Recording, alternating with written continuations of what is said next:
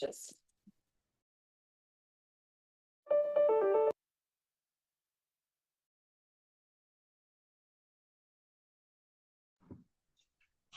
So good afternoon, everybody. Welcome all to this second webinar that we are doing in Learning Corporation. We are very glad to have you all here.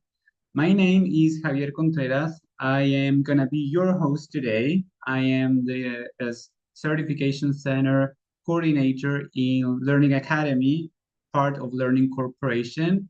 And we are very excited to have you all here. Thank you for having the time with us today and to join us. We are very happy to have two very experienced presenters.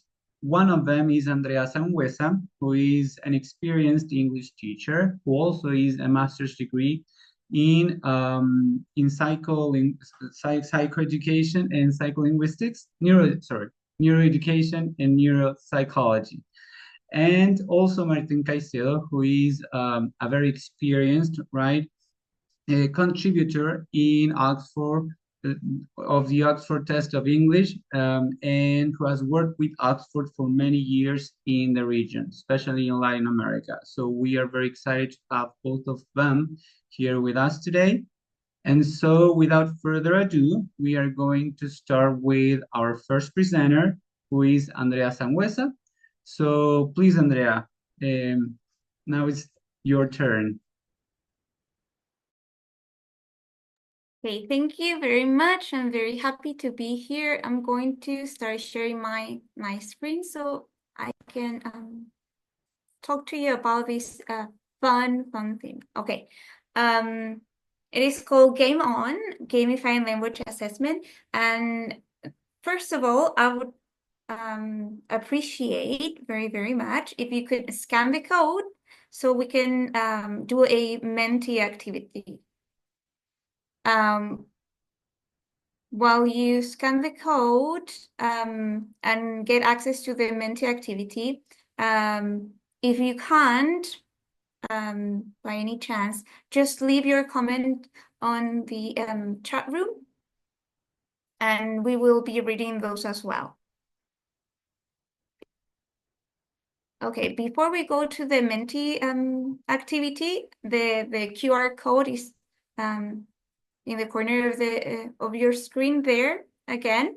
I want you to know that we have special prizes at the end of this session, so keep tuned. I hope you can enjoy all this information that we are sharing with you today. And here you can find some information about the OTE exam, the Oxford Test of English, okay? The level, the prices, of course, what you can win tonight if you stay to the end of this presentation. Okay, I hope you're ready.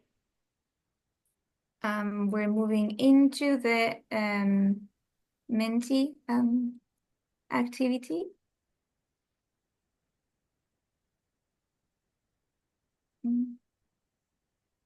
Okay. Okay, and let me. Okay, the question is, what's your favorite type of evaluation? So I'm not seeing any responses yet, but if you can share some of your ideas or what you really like to do during evaluation time, please share it with us through our chat room here in the Zoom meeting. Exactly. Please use the chat box that you have in your screens, then we're going to be reading you, right?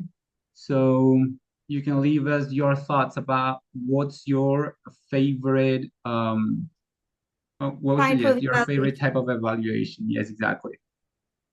Sorry, but do you mean as a teacher, as a student, as a test taker? Because probably we have different situations. If we want to sit for this Oxford test, it's a different aspect. But when we are creating the material, if you are talking about, I don't know, authentic assessment, if we want to talk about multiple choice, or I don't know, in my case, this is Francisco speaking, it could be rubrics, rating scales. Yes. You can pick any options you like from any point of view, either as a teacher or a student. Just tell me what you love the most.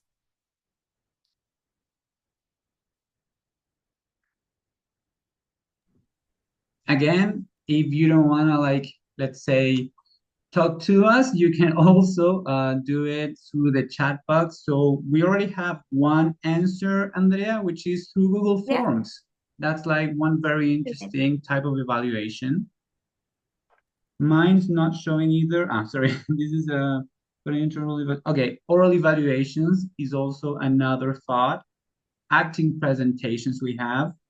Nice. I like that one. You can continue commenting and we're going to be reading you. Whatever is teacher friendly, right? When grading, yes. Yay. Oral Yes, that's very evaluations important. and yes, project-based evaluations, very interesting. Yes, for sure. Nice. Okay. So thank you so much for sharing. Well, today I divided this part of the presentation into 3 parts. Some issues with traditional assessment, benefits of gamification, and hands-on fun assessment, okay? We'll see some examples at the end, and I'll share with you my personal favorites as well. Alrighty, so there could be some issues with traditional testing. These are some of the main topics that could affect the testing in our classrooms with our kids. And as you can see, there are many, many things that traditional testing has against. So because of that, teachers, innovating teachers are trying to get new ways to evaluate, okay? I'll mention a few of these. Reliability, like, for instance, I think that's misspelled. I'm really sorry. Because when they're used to one type of test, sometimes they're easy to find out the answers. For instance, I don't know if you remember many, many years ago when you had to take your driver license test, you could memorize by heart the answers, the correct alternative. So that's like probably one of the issues. Time is also one of the issues in traditional testing because it can take very, very long.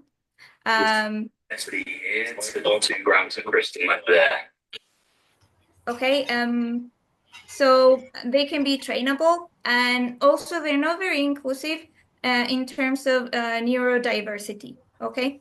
You can see all of this information further on into the presentation. I'll give everything to you, like all the links where you can find more information about what I'm displaying here right now. Okay, now the benefits of gamification are many. You can enhance motivation, improve learning outcomes, because either when you're assessing like formative or at the end of the period when you want to grade the students, it is fun and they are learning while they are being evaluated, and it is fun for them. Okay, you can encourage critical thinking. You can increase engagement and participation. You can also personalize learning because when you think about an activity to evaluate through games, you're thinking about that specific group of students, okay, or one student. You can promote social interactions with games as well. So there are many, many reasons why we should consider at least evaluation through a fun or a fun activity or games. Now, I really enjoyed, I really liked this quote when I came across it. Gamification is not about playing games. It's about igniting passion. It's about making tasks feel like victories and challenges like adventures. So you can change their mindset through games towards English in this case, because we're evaluating English. So it's not difficult, it's an adventure, right? So you can help them really enjoy this process. Help your students enjoy this process. Okay, and I want to talk very briefly about dopamine again, and why it is so important to incorporate this knowledge into our classrooms. Dopamine is, it works with the rewards. Whenever you feel like you're winning something or that you have achieved something, your brain will release dopamine, okay? Playing games release dopamine just because they're fun to do. Just the game is like a reward. And then if you win, you know, it's like double reward or more dopamine to your brain, okay? And I wanted to like remind you, if you weren't here last time in our last webinar, like the Pavlovian experiment and the experimental learning study with rats. So there were two groups of rats. One, they conducted the study through the Pavlovian experiment, you know, and every time the light went on, the rats got a dopamine boost, right? Because immediately they got a treat. That's the Pavlovian, just like what we learned at university probably with the bell and the dribble of the dog, right? Sorry, I don't know who is doing that. And then in the experimental learning group, the rats will also get a treat, but only if they could manage to do something else. So the light went on and their dopamine went off in their brain, but they had to manage and pull the lever to get the treat. In the Pavlovian experiment, they got it just because the light went on. In the experimental learning, they got the light, they can see the treat, but they had to make an effort, okay? So this is why games can help us with this dopamine process. A game can be a reward itself, and also winning the game and making an effort to get more dopamine or to get the prize at the end will help with the learning process and keeping your brain alert and wanting to know more and to do something else, okay? And I want to make a quick stop here because I've been talking a lot, I think. So I would ask you to turn on your camera so I can see you and show me your index finger, because now we're going to do a brain break and we're becoming orchestra directors, all of us.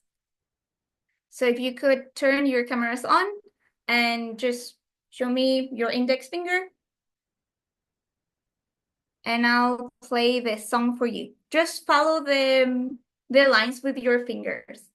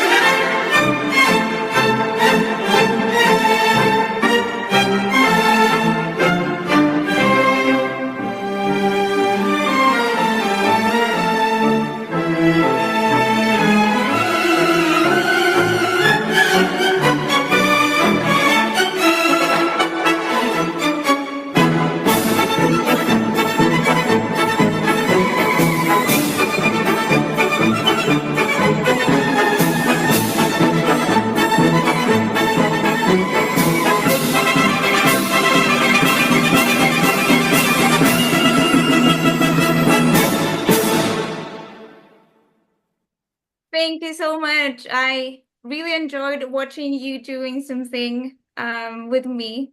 So thank you for participating in this part too. Okay, moving on. Remember to stay tuned because we have a surprise after this hands-on activity that is coming up. And you can win really nice prizes related to the Oxford Test of English. So please stay tuned.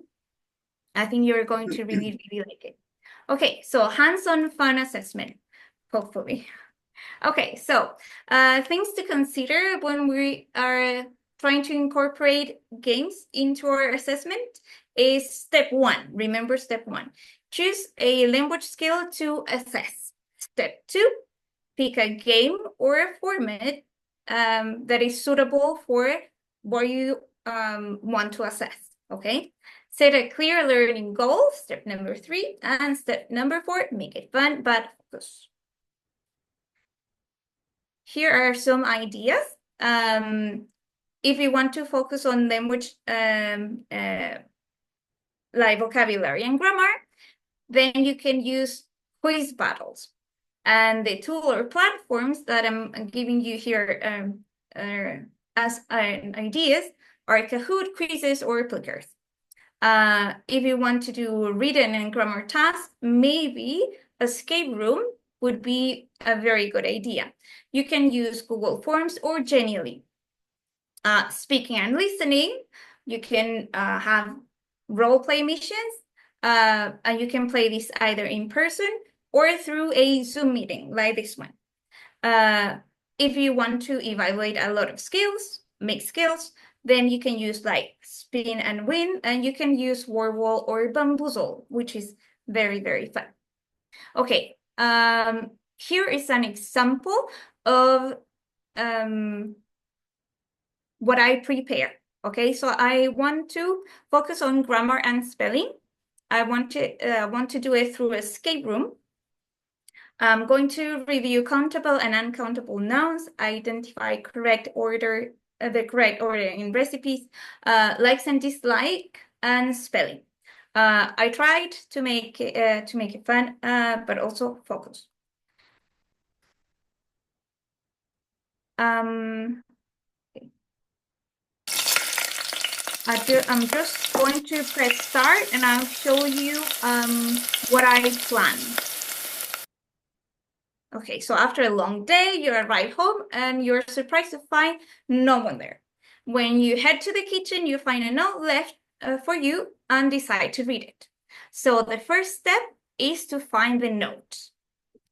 So kids will go into like this kitchen and, you know, try to find the post-it note. We're going to click on it. There is a note from mom who had to run some errands. And this is my to-do list while in the kitchen. We're going to review countable or uncountable, following instructions, likes or dislike, and actions related to food. Okay, the first task is to decide whether these oranges are countable or uncountable. I'm going to send this one. This is very tricky for kids, so maybe they can get it wrong the first time, but it's not a big issue.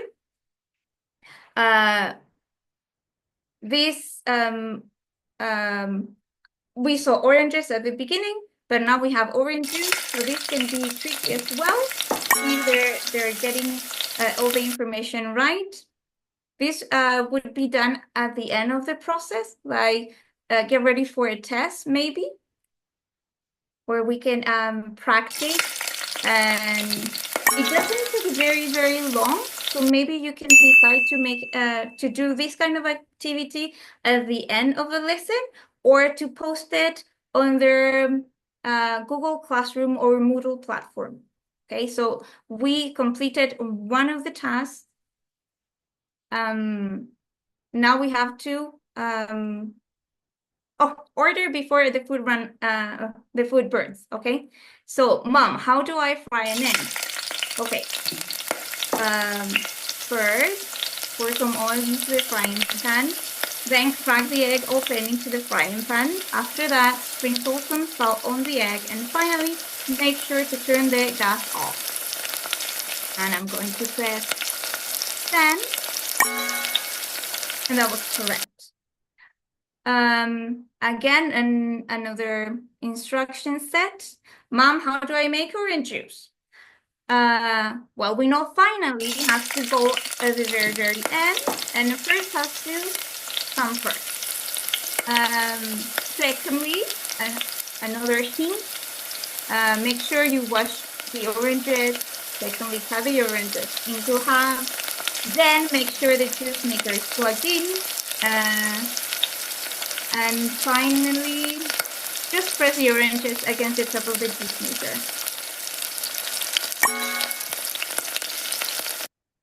Okay, Mom, how do I make waffles? Again, first, beat 2 eggs in a bowl.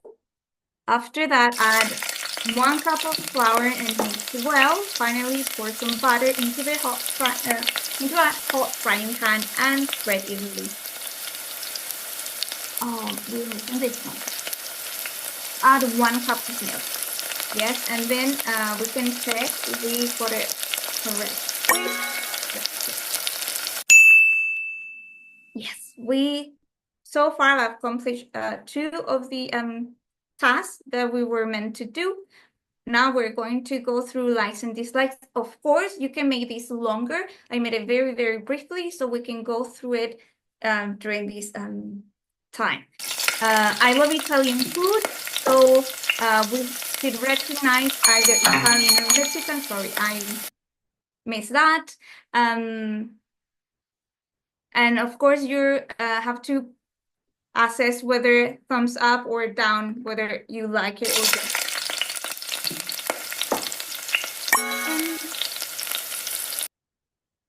I like chocolate cake.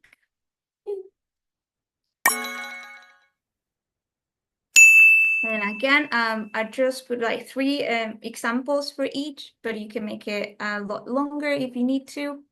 And actions related to food. This is more related to the spelling. So, like common mistake, maybe chopping or shopping. So the kids have to like go through their notes maybe, or remember what they've seen so far with you in classes. Okay, this is very easy to make as well. There are templates already done for you in many of these web pages.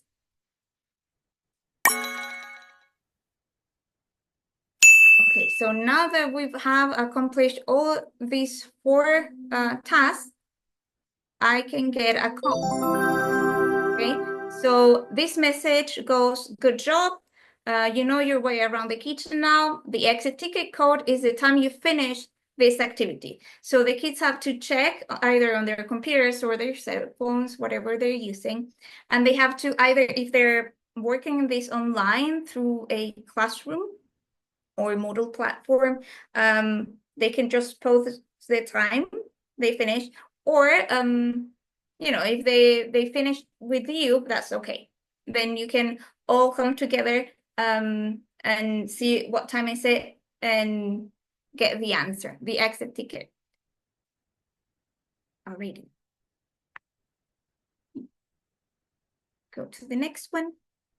Okay, now I'm going to share an option when you don't have a lot of devices for all of the students. Maybe you have just your computer and there's maybe not good internet, so maybe you can download some of the things you are going to need for this activity at home, or you know, in a good internet place around the school, but you don't need internet.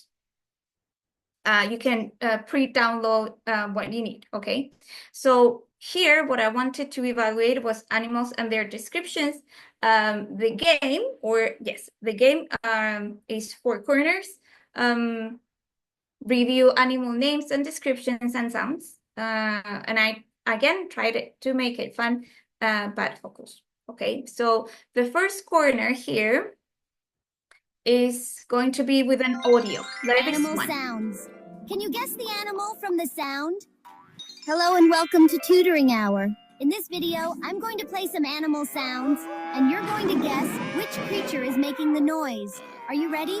Here we go.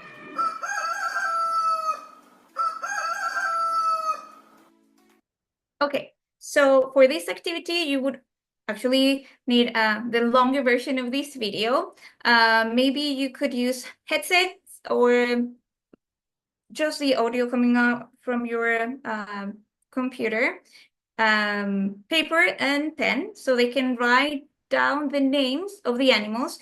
Maybe if they're younger, you could use images for them to select the correct animal. So number 1, was it a dog or a rooster? And maybe they can circle, or if they're older, maybe they can write it down.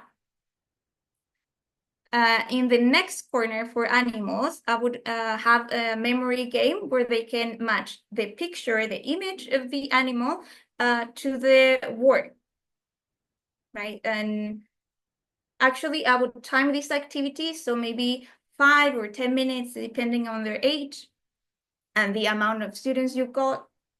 So that would be corner number 2, a memory game. Corner number 3, I actually did this game not with bags, but with envelopes, because I didn't have bags at that time. And I had plastic animals like the ones you see in the picture, and I put one animal inside each envelope, and I numbered the envelopes. So in the piece of paper, there were numbers from 1 to 10 because I had 10 envelopes.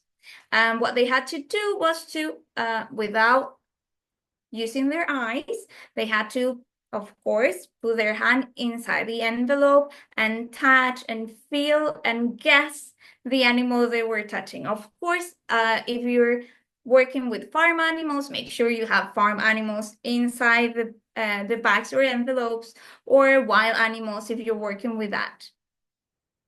And the corner number 3, you would use these materials, and it's called Milk the Cow. And although it seems random at first, all the materials you need, like a chair, some water, a bucket, a pin, white paint, and plastic gloves, it all makes sense in this picture, right? The last corner is an activity called Milk the Cow. You have to put a bit of paint inside the plastic glove with some water. You have to shake it. Then tight it very, make sure it won't undo. And then with the pin, you have to just go finger by finger with the pin, so they're ready to squeeze this glove and milk the cow, right? So in each of these corners, you've got a game on its own, and they can feel they are winning while they're doing this activity, but it's fun. So they're enjoying this activity while they're being assessed, right? And when they see the last activity is milk the cow, they want to get to the end of the test or the assessment, which they don't have to know it is an actual assessment, a test, right? They're just having fun. And adults or your co-teacher and you are the ones that are evaluating them, and they have no idea. They're just having fun. Okay, so it is a stressless situation. They're enjoying themselves, and what they do and what they can accomplish, it could be more accurable. Okay, and last but not least, my personal favorites. I'm going to mention two two things that I really, really like. One is clickers. I like clickers because the teachers only need the cell phone. And these cards have to be printed for each of the kids into your classroom. You have to create the questions, and you have to use alternatives. Okay, so with the clicker cards, each student gets a QR code, and each of the sites in that card represents the alternative they want to choose. So if they want to choose, in this case, alternative B, they would have to turn around the card until B is pointing upwards.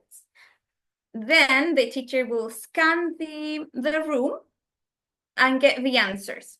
The answers might be shown to them just the question and the alternatives, or you could select showing the graphics like this, so they can see how many kids are getting it right. Or you can put that away if you want to. The good thing about this resource is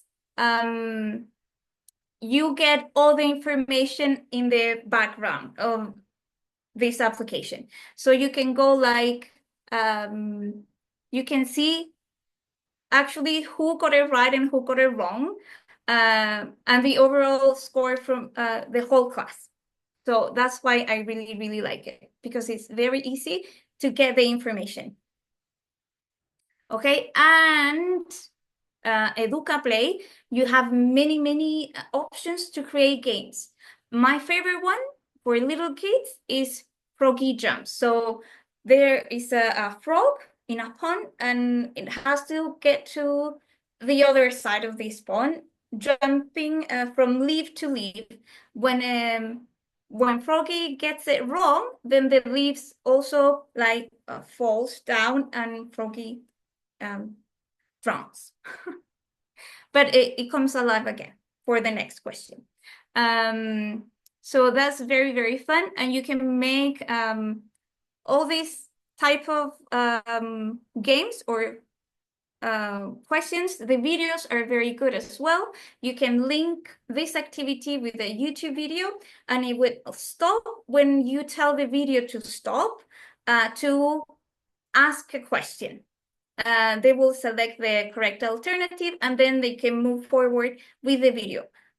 So it's not like watch the video and answer the questions. Is something happens, you can give them a little bit of information and then ask immediately about what they've just heard. So you can divide the video in many, many parts. You have like pasapalabras, fill in the blank puzzles, unscramble words, memory games, dictation, presentations, and dialogues for them to do. Okay, and this is these are all the links that I have used to create this presentation. You can go through the issues with traditional testing. It's very interesting information. The benefits of gamification, again, you can find more information about this. The brain break video, you know, when you became orchestra directors.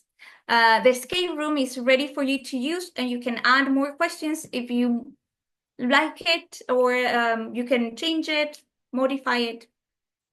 The place where you can get clickers, the applications, and EducaPlay, the webpage. Okay, so now, as I told you before, there is a quiz time. So any minute now, you're going to be able to see a QR code in our chat room here in this session. And you could just scan the QR code and answer those questions. And we're going to be looking at your answers, and whoever got it right, the 3 questions we posted there, could win the prizes that we've mentioned before. You have 50% discount the first for the first place, 30 and 20% discount for a second and third place. So I hope you can participate in this as well, and I really hope you can win. We'll be letting you know at the end of the presentation, because now we're going to listen to Martín Caicedo, who is going to talk to us about A little bit, the yes, Oxford about Test of the English. Oxford Test of English. But first, yes, for sure, Andrea, they have to finish answering this quiz. But before finishing that, I want to thank you for all these new strategies, new websites that we can all now visit.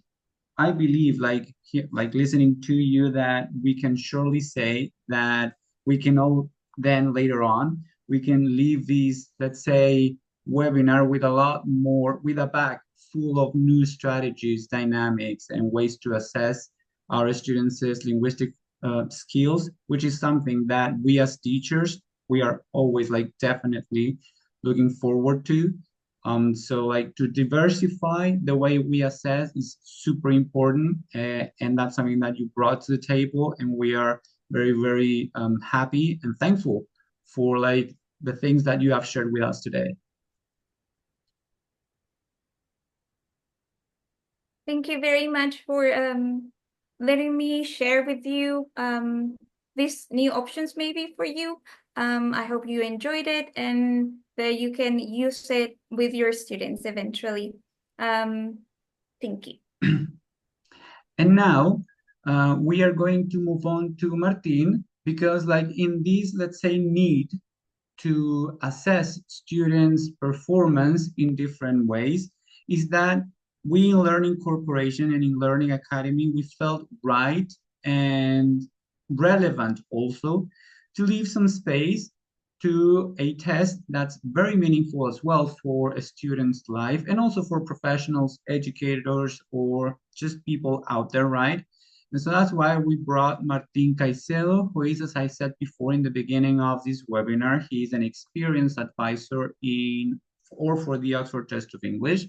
He has worked for many years in the region in Latin America. So, I mean, we couldn't have any other or best advisor and representative here with us today. And so please, Martin, now we're gonna leave the word to you. Thank you, Javier. Thank you, everyone. Great presentation, Andrea. I learned a lot. I'm gonna be sure to use it when I teach my students as well. Hello, everyone. As Javier has already introduced me, my name is Martín Caicedo. I'm not Chilean, I'm Colombian. I'm right now based in the beautiful coffee region, Eje Cafetero. And I'm very glad to be here and honored to be working side by side with Learning Corporation in these spaces that helps not only to equip you with the tools to have a better impact in your classrooms, but also together as a strategic partner to bring the Oxford Test of English to everybody. Javier was saying that experience and a person with many years, now I feel old, but actually I have been working in the ELT field for over 25 years now. That's a lot. And always learning something new, always meeting great people, and about the Oxford Test of English. So I'm going to be sharing my screen. Please bear with me. And I just want to confirm that you guys are able to see my screen in slideshow mode. Can you see in the slideshow mode now? Or is presented view? Good. Yes, Thank we you. can see. Right. Yes, we can see. We can see, Martin. Great. Thank you. So we're going to be talking about the Oxford Test of English. What is the Oxford Test of English? It's the newest, most innovative certification test that has been brought into Latin America from the hand to the nothing less than the best university in the world, the University of Oxford. The Oxford Test of English is a certification that has 3 different versions. Each one of them thought out to a specific set of needs, to a specific target audience, and that accommodates to the needs, not only from the students, but also of the institutions. What are these three versions of the test? Well, the first one is called, well, Oxford Test of English. This was the one that kicked off the whole certification boom inside Oxford. The Oxford Test of English, just like that, we call it general, is a certification which is that reports to A2 to B2 level in one single test.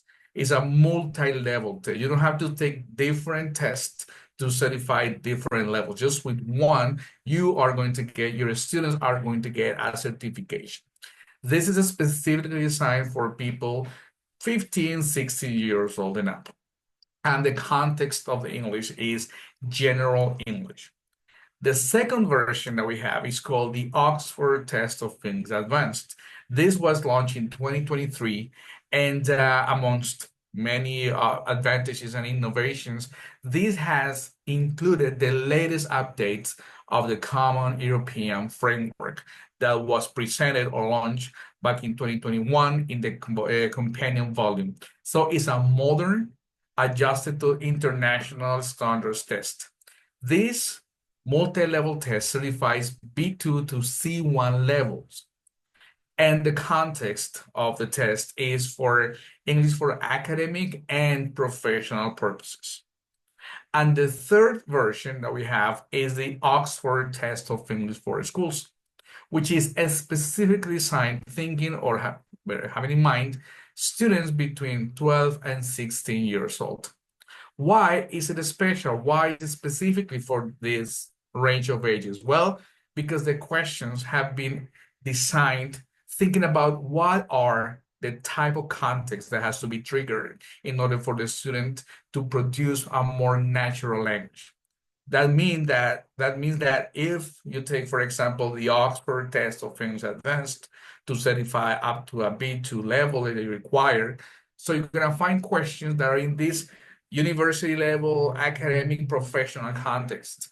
Whereas with the Oxford Test of English for Schools, the questions have been specifically designed for students to relate to them, so that instead of asking questions about the lecture at the university, they will be asking questions about the class that they had before recess, etc. What are our key benefits or advantages of the Oxford Test of English Suite? Well, as I said before, who is behind it? When we're talking about certification, we are saying that whatever paper I have, it means that what is there is true, is valid. So if I hold a certificate that says a B2, well, it is because I have a B2 level. But how can you trust an instrument? How can you know that a test is a really good test, that is reliable, that is valid, that is secure? Well, the Oxford Test of English is endorsed, is vouched for, is accepted and recognized by the University of Oxford. Nothing less than the best, well, for the 9th consecutive year, we have been selected or ranked as the #1 university in the world. That means that students or any person that holds an Oxford Test of English certificate will be the owner, the holder of a certificate that has the endorsement of the best university in the world, which of course it will open doors worldwide. As I said before, in 3 versions, the Oxford Test of English, Oxford Test of English Advanced, and Oxford Test of English for Schools, we certify the main or the most important English language levels. 100% online, which creates a familiar context for our students to take exams on. As we know, and well, after all the pandemics, that leave us with students that are more used to working with computers, interacting with computers. Therefore, taking the Oxford Test of English, which is 100% online, it gives this student the familiarity with the context, with the interface, so that they can feel comfortable and maybe they can be living an experience of a friendly test. And of course, it certifies the 4 skills, because how can we say that somebody is a B2 level when I take into consideration only 1, 2, or 3 skills? Whereas with the Oxford Test of English, it will be certified the 4 skills, and people will have certainty that that level that is being shown in the certificate corresponds to the overall way to handle communication. Mostly when we think about tests and we consider or we start asking questions into what test should I take? Well, we go for mainly 2 questions. Number 1, is this something that is useful for me? Meaning it's gonna help me get into university, it's gonna help me get my promotion, it's gonna help me get into that travel overseas that I've been wanting to do for years, or in how much is it? Though we want to just see another question in all our people in Latin America, which is this a good test for me? How do we answer to that? Well, you have tests that have been built in such a linear fashion that they cannot move, they cannot change. We call those tests linear tests. These tests are traditionally printed, paper-based tests, which the questions have been already printed, they cannot change, and by design, you always start with the question which has the less difficulty, and you grow every time more until you finish complete the whole set of questions. Therefore, for you to get a score, you have to answer all the questions. Think about this. Think about a linear test that goes from A2 to B2, a printed test, a paper-based test. And imagine a student that instead of a B2 or an A2 is a B1. What is the experience that this student is going to have with a linear, non-adaptive test? Well, this student, the chances are that the questions that this student is going to get correct are the ones that are up to their level or below their level. But remember that the difficulty goes from the lowest up to the highest. And if I want to get a score, I have to answer the whole set of questions. So even though I'm a B1, let's say, and I have responded correctly first questions up to my level, B1 level, I still have to keep asking questions that are harder and harder and harder. Let's remember what happened to us when we were at school and we had to take these kind of tests. Well, other factors came into play. Not only the ability for me to show my competencies in English, but also start other things to lure around. For example, anxiety, nervosism, demotivation, because questions are harder and harder and more difficult. The difficulty increases.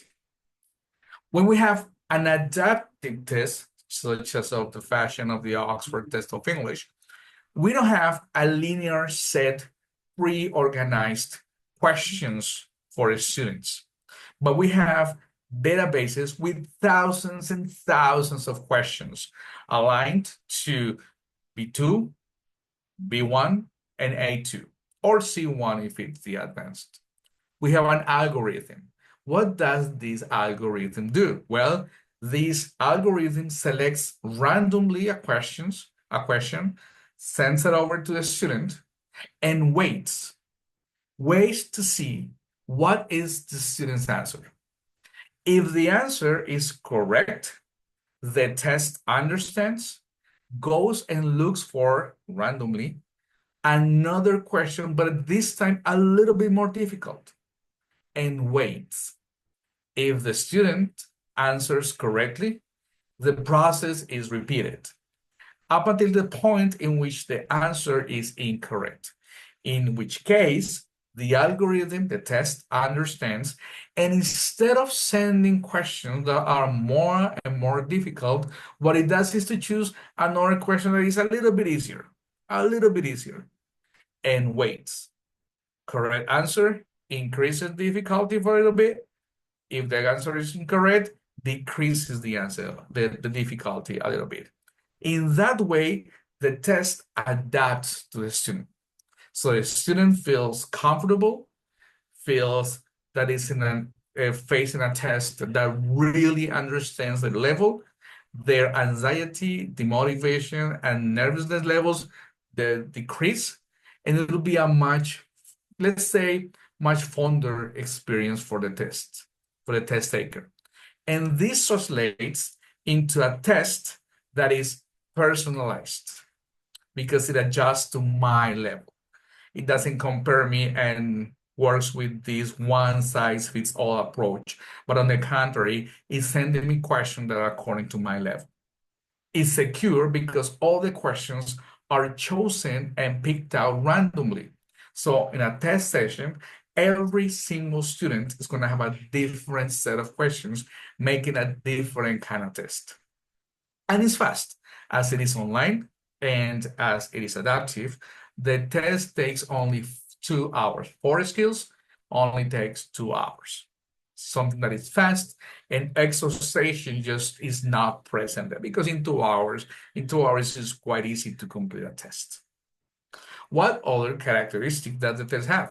All of these 3 versions. Well, once again, it is safe. It can only be taken through approved test centers, which in this case, Learning Corporation is our strategic ally in Chile to administer the test in all the country, which we are something that we are very proud of to be working towards consolidating this partnership. It's a test that is flexible. Each skill is a module: speaking, listening, reading, and writing. And you can take 1, 2, 3, or 4. What's the difference? Well, if you want to certify, that means getting a certification, you have to take the 4 skills. But you can also take 1, 2, or 3, whatever is best for you. So imagine if a school, I have students that have a specific need to work on a skill. Well, this test gives the flexibility to do so. It's a test that is flexible in terms of dates and times. Therefore, talking with Learning Corporation, you can come to agreements in terms of when you need a test, for how many students you need a test, how many times a day you need a test, and what time you need a test. You don't have this stiff, very strict dates that you have to fit yourself into, but the test fits your needs. It's a test that delivers quick results. In maximum of 5 days, your students, the test takers, will be receiving the certificate with the 4 skills and the overall. Though when the student just finishes the test, will be receiving the results corresponding to listening and reading, because these are not only administered by the algorithm, but also scored by the algorithm. And this is wonderful and is retake. Why do we like this feature so much? Well, we're all teachers. We know our students. We spend years, sometimes years, with our students, and we know what level they are on. We know who is an A2, we know who is a B2, a B2, or a B1. Think about this student that has been with you for many years, and you know that this person is a B2 level. You've known this person for a while, you've taught him for a while, you know that they have the competencies, the skills, the capacities, and you're confident that no matter what test this person takes, a B2 will be present. Now, let's take this student and let's have this person take one test, not the Oxford test of English. So we prepare everything. It could be any international certification. And this person comes to the test. But as it turned out, this person has been a little bit feeling sick, or they're having problems at home, or they're been thinking about other things, or maybe something so simple that during the listening part of the test, they just got distracted for 5 seconds and they missed an important portion of the listening. What's going to happen next? Well, surely this person is not going to be able to get the score that we know this person not only needs, but the level that this person has. Imagine how frustrating it is for this person that we know that is a B2 level, because let's say the listening score was so low that dragged the whole overall results down. So instead of certifying a B2, she got a B1, just because one skill didn't make the cut in terms of scoring. How frustrating is for this student of ours? How frustrating is for you as teachers? Because whether we like it or not, we're gonna be judged on our students' performance in testing, international testing, or standardized testing. How frustrating it will be for their parents? How frustrating it will be for the school? Because at the end of the day, we need to show to the academic community that we care and we show results, we give results. And this could skew our results. Now, let's take the same student, same person, but let's ask them to take the Oxford test of English. In this case, this person comes to the test. Yes, they have been a little bit sick, unwell, or they have been having problems, or maybe their head was somewhere else, or maybe the listening part they couldn't get it. So instead of the B2 that we know, and we all know this person has, this person got a B1. Now, imagine that we tell this person, don't worry, you have chances, you have opportunities. How so? Yes, because with the other test, if the person wanted to improve their score, they would have taken the whole test, paid the whole test, register for the whole test, prepare for the whole test. And well, if you pray, it's a good moment to pray so that that level that didn't make the cut increases the score, but the other ones don't decrease. Whereas with the Oxford test of English, this student doesn't have to take the whole test. This person has to take only that skill that needs to be improved. Imagine the impact on our students when we tell them, don't worry, you have to come to this test calm and ready. I'm pretty sure you heard about affective filter and how good it is at having a test that doesn't increase or builds up the affective filter. So it's a test that provides opportunities just like it is in real life because we can repair and we have opportunities. And we also have, as it is an international test, it is verifiable. Any person, any institution, any university can corroborate the results by going through this website, uploading the certificate, which is digital, and then it will see if it matches with the results in our database. And lastly, we say it's accessible and relevant. Why? Because it's independent. No matter what book you're working with, the study plan, the program, this is a test that has been created from the Common European Framework, which means that has been created from the international standards. So it doesn't align to any specific material. You can learn with any material, and you can still take the Oxford test of English in order to certify your level. Affordable, you get more for less. Instead of paying a quite hefty amount of money to certify A2 or B1 or B2 in individual tests, with a single test, you can get the whole set A2 to C1, B2, C1 in one single test with a much lower price. And it is communicative because it has been designed thinking about the real communication, how people communicate, and we have done our best to replicate this experience into a test, in an online test. Well, this is something everything on my side. I have nothing more than thank you for being here, for just attending this session. And thank you to Learning Corporation for the invitation. And of course, we'll be still working together in order to consolidate our beautiful tests in the Chilean market. Javier, all yours. Thank you very much, Martin, for that very clear presentation, which is very important to just continue with something that's very short, but important to finish all these webinar and everything that we've been talking about. I don't know if you can see my presentation. You can tell me, I don't know. Yes, oh, thank you. So just to finish and round up ideas, and for all the reasons that Martin was just mentioning, is that we are so excited in Learning Academy and Learning Corporation because we are doing this alliance starting this year when we are going to start certifying English, right, with the Oxford test of English, right, to natural people, to schools or in universities. And so that's why part of our services, sorry, like this part is in Spanish, but we're just gonna finish in English, so don't worry. So part of our services is that we do the proper actions, like we manage all the registration process that is needed to take the test. As a school or as an institution, we generally will go to the institutions to take this test, of course, depending on the amount of students that are interested in this test, right?